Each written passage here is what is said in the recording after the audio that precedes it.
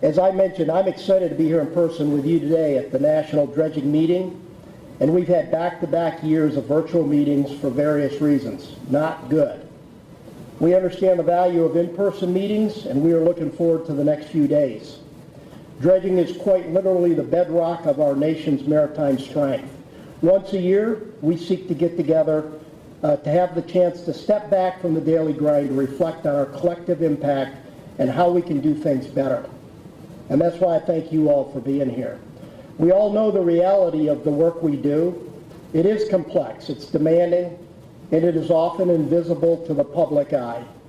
Yet every container ship entering a port, every gallon of fuel powering our homes, and every acre of coastline protected from the rising tide relies on the precision, the innovation, and the sheer grit that each of you bring to the table, core, industry, or other partners. We are navigating a period of significant change. I like that. From the rapid integration of new technologies in our fleet to the evolution and evolutionary regulatory landscape to the major initiatives within the Army to increase dredge capacity. We have far more dredge work to do than we have capacity. The challenges are as great as the opportunities. We are no longer just moving material. We are the primary architects of maritime resilience. We're the primary architects of maritime resilience. I said that for the camera. I hope you captured that. That's kind of a key takeaway. And we all should believe that. And I personally think it's true. So today is more about just giving status updates. It's about fostering the partnerships that you all talk about that in the past have allowed us to tackle the scale of the work ahead.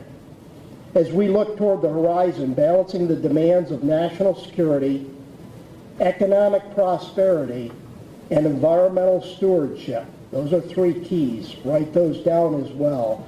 Our industry remains the essential link in the chain.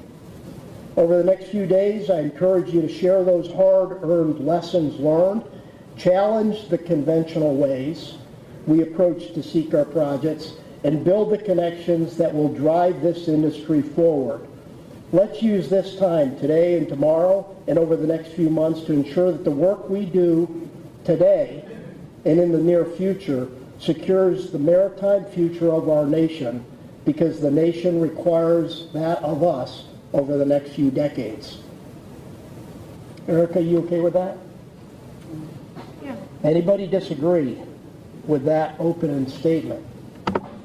All right, so important stuff for all of us. Here's my ask, and I would challenge you because I think General Kelly's here, I'm here, Erica's here, Tiffany's here, the whole core team is here to demonstrate one key thing. We're committed to this program. It's not just because the sun is shining in Norfolk or because I want to get out of Washington, D.C. that I'm here. Although I love Norfolk. Got the commander here. Everybody knows you. Stand up, tell us who you are. Colonel Sonny Adams, I'm the commander for the Norfolk Division. Okay, right there. Thanks for hosting us, Sonny. Greatly appreciate it. And I know we've got a lot of key folks in the room, and I hope we get a chance to meet all of you. But we're here because of the commitment that we've got from the ASA, from the administration on down. So if you want to know what drives me every single day, what drives the core team in the operations and regulatory space, and therefore drives the dredge program, it's alignment with administration priorities that have been set for the nation. It's alignment with Assistant Secretary of the Army for Civil Works priorities, Mr. Adam Tell, and how his priorities align with the administration, and they flow right down to the Corps of Engineers. I've got all 22 or 23 of them that he's laid out since February, right here in my notepad. Anybody that's not clear on those, come up and see me. I'll show you what those are. And 6 out of those 22 or 23 or 24 are within the operations and regulatory portfolio, which means I have specific and personal responsibility to help the team deliver the mission. And unfortunately for Erica and Tiffany, 1 to 1.5 of 2 of those priorities, I meant fortunately. If I said unfortunately, I might have been using your words. No. We love this. We've got 2 priorities 1.5 priorities. They're right in the dredge space. So if this is a priority mission to leverage you all and the Corps' efforts for the $2 to $4 billion worth of dredge work that needs to be done a year in this nation, we've got our work cut out for us. You've asked that the Corps listen and make changes. We are making changes, more than I've seen in 40-some years. I started out in the Pacific Northwest in the 80s. Okay, there's a few that may have a couple years on me. But I've been studying this and watching it, and I've never seen a period where there's more interest or willingness or commitment to make changes that are going to enable or deliver things that are important to the nation. So my driver is trying to figure out what's important to the nation. The administration has shared some information on that. The ASA has shared some information on that. Our chief, Lieutenant General Butch Graham, and our DCG for Civil Emergency Operations, General Kelly, who will be here today, they've shared information on that. And similar to the fact that I've never seen this much of interest in change, I've never seen such alignment in focus and commitment on desire to make that change at all those levels. That's our lucky day, if we know what those priorities are, if we can align on those priorities. So my ask is always simple. On the left side of the page, I tell this story periodic, on the left side of the page, I write down all the things we're doing wrong, all the places where we're being recorded. So I'm not going to say, you know, folks say some negative things about the Corps. I got all of that. Some of that's true. But all of those lines, all of those things, I'm going to write on the left side of the notepad. But on the right side of the notepad are all of those things that are actionable, things that we can do. We may not be 100% aligned on all of them, but if you've got an action that we can do that's going to enable meeting those priorities, we in the Corps at all levels get extra credit for achieving those items. So think today, and think as you engage with us, what's the action? Don't assume that Steve Hill doesn't care. Don't assume that Steve Hill or Erica don't have a clue about what needs to be done or what the problem is. We probably know what the problem is, and we'll talk about it all day long if you want.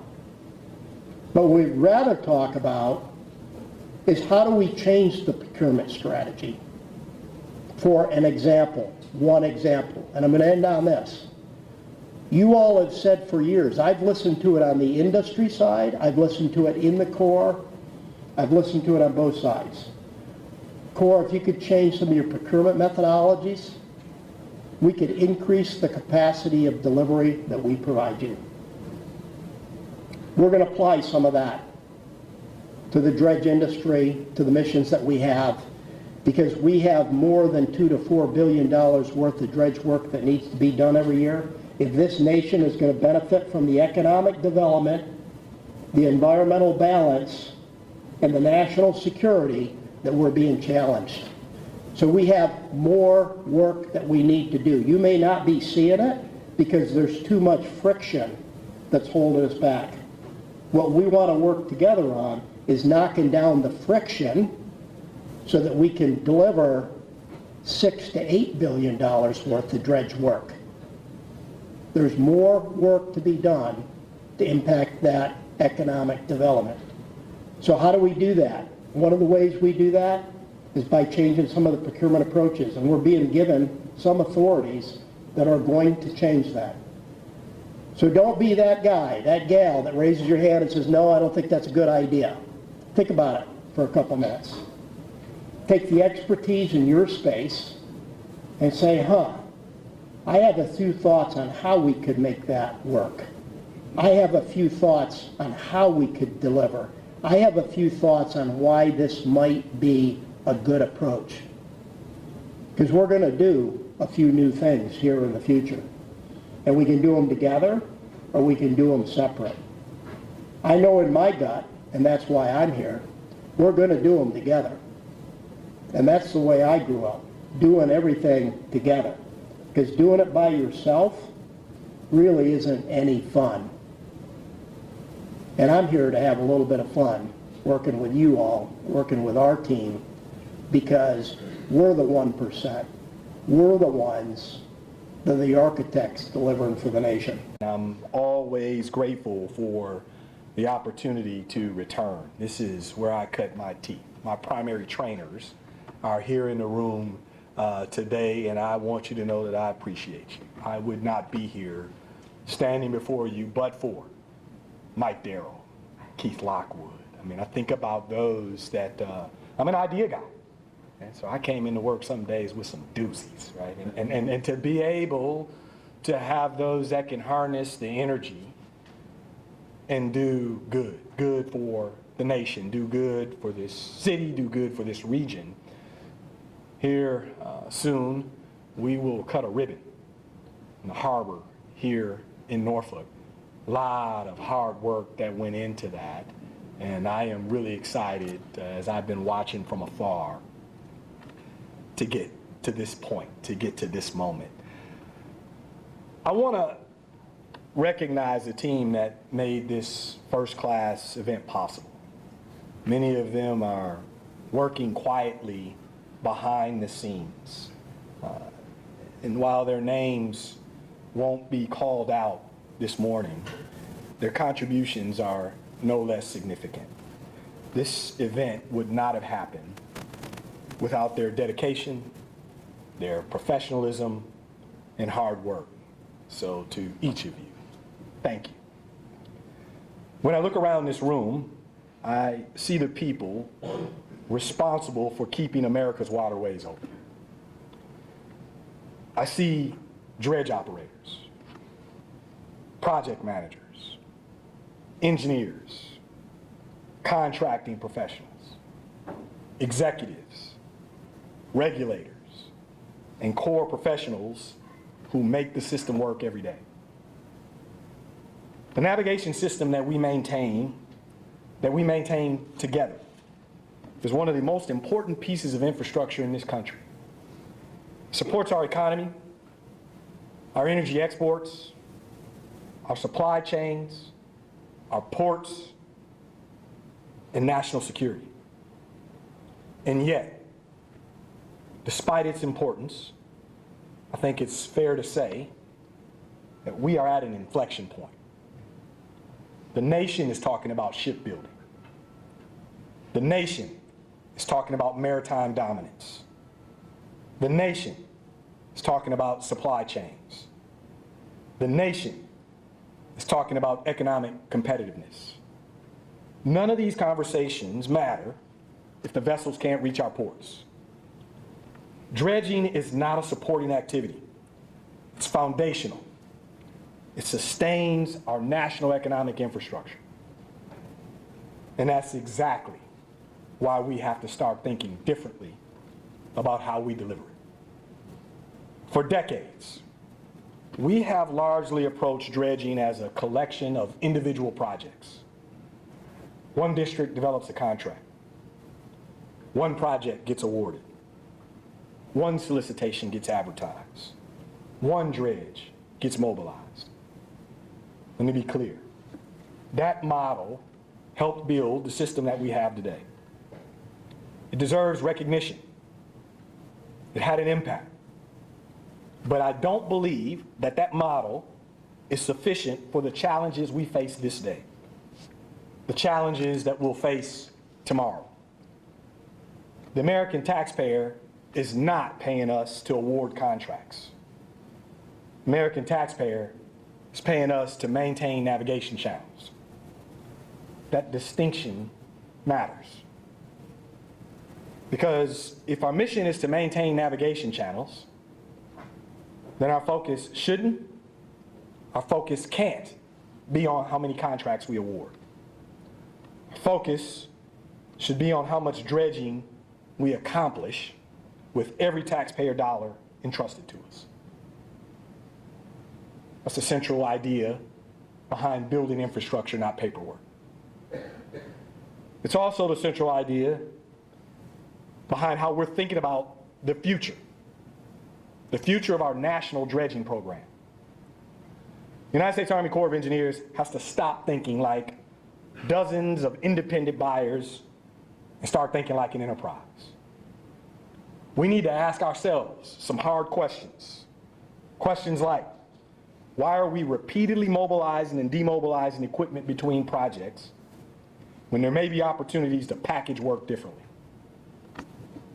Why are we asking industry to plan around fragmented workloads when we could provide greater predictability? Why are we accepting inefficiencies that reduce the amount of dredging we can deliver? Why are we measuring success by process when we should be measuring success by outcomes? I'm insisting these questions be posed and answered. This is not an exercise in fault finding. It's an opportunity to understand, improve, and move forward together. We've all got work to do. Industry has work to do. The broader regulatory environment has work to do. If we're serious about delivering more dredging for the taxpayer, everything has to be on the table. For the Corps, it means taking a hard look at ourselves. We know that the timing of funding can create uncertainty.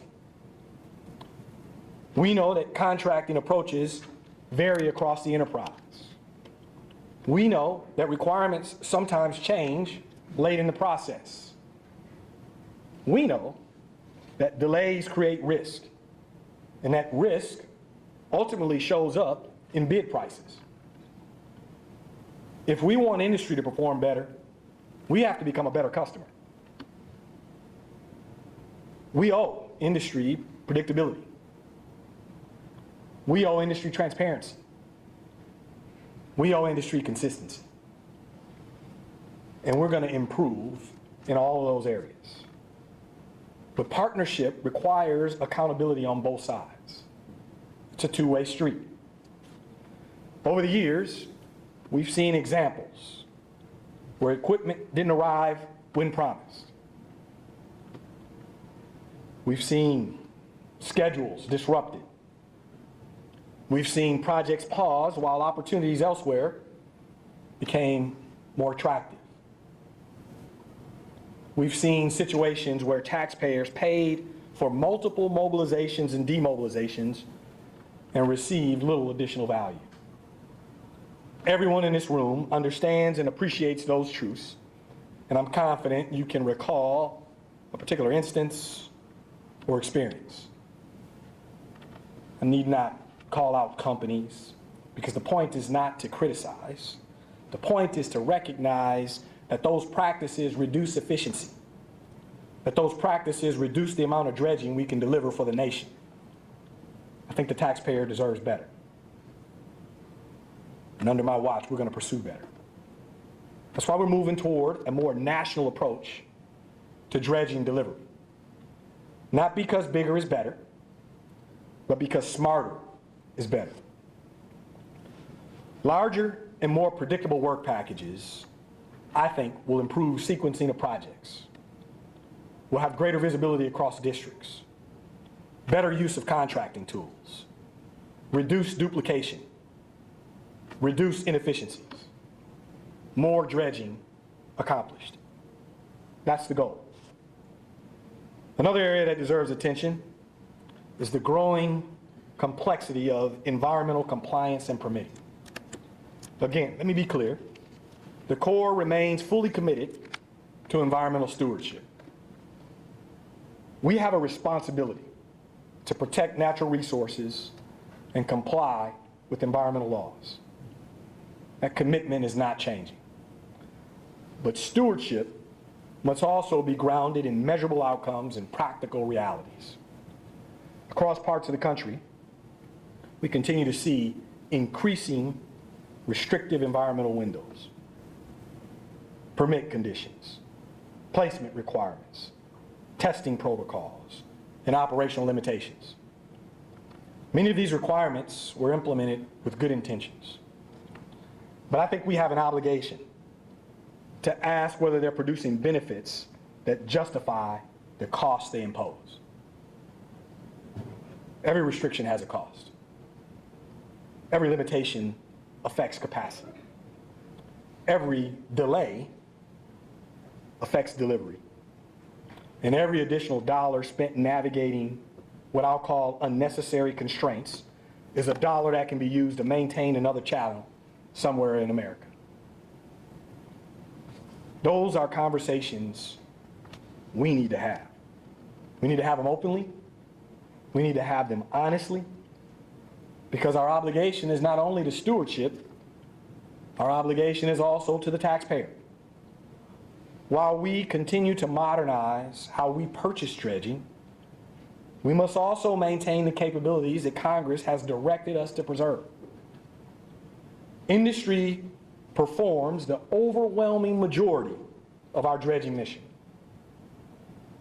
And we all depend on that partnership. But Congress has also directed the Corps to maintain a minimum federal fleet, and that's to support emergency response, national security requirements, navigation recovery, and mission assurance. We take that responsibility seriously. And that's precisely why we're recapitalizing our aging fleet. The future dredge Donnelly remains on track to replace the McFarland and enter service in early fiscal year 2028. We're also planning for the eventual recapitalization of the Essayons in the next decade.